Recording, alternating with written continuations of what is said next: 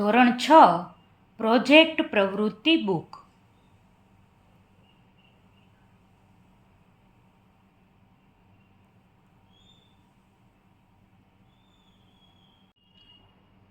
Project પ્રવૃત્તિ 5 અવયવો વિશે જાણીએ. કોઈપણ સંખ્યાના અવયવ પાડવા માટે તેને અવિભાજ્ય સંખ્યાઓના ગુણાકાર સ્વરૂપે વિભાજન કરવામાં આવે છે.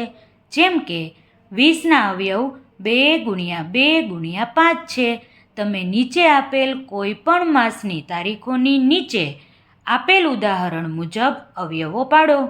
તમારા સાથી મિત્રની મદદથી આ રીતે અન્ય સંખ્યાના અવયવ નોંધો.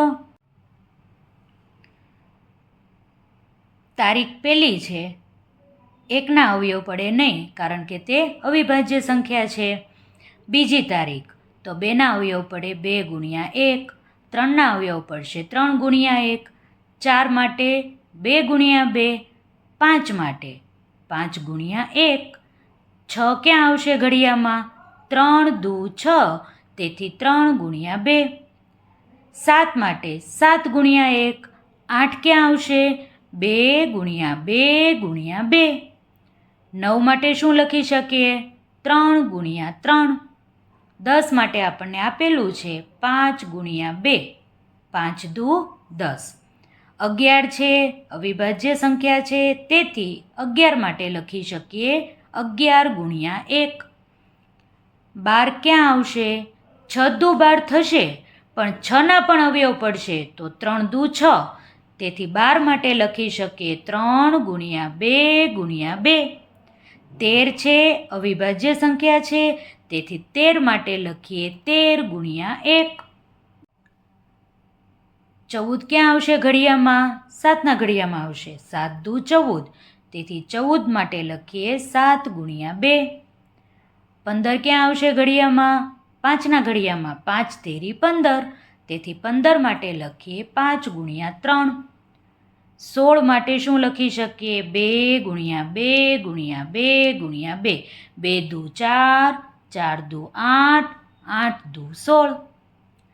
17 છે, અવિભાજ્ય સંખ્યા છે, તેથી 17 છે, તેની માટે લખીએ 17 × 1. 18ના અવયવ આપણને આપેલા છે 3 × 3 × 2. 3 તેરી 9, 9 દુ 18. 19 છે, અવિભાજ્ય સંખ્યા છે, તેથી 19 માટે લખીએ 19 × 1.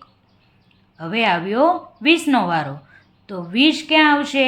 10 દુ 20, પણ 10ના અવયવ પડશે 5 દુ 10, તેથી 20 માટે લખીએ 5 × 2 × 2. 5 દુ 10, 10 દુ 20.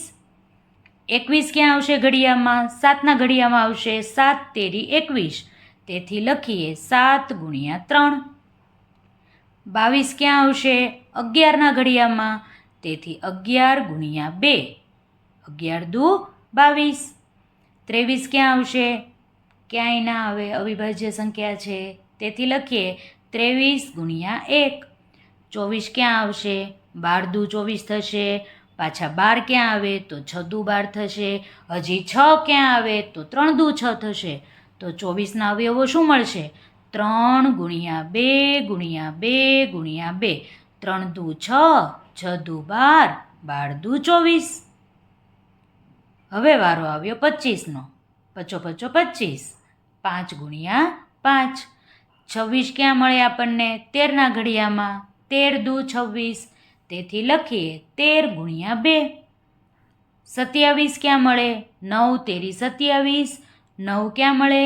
3 તેરી 9, તો 27ના અવયવ શું મળશે? 3 × 3 × 3.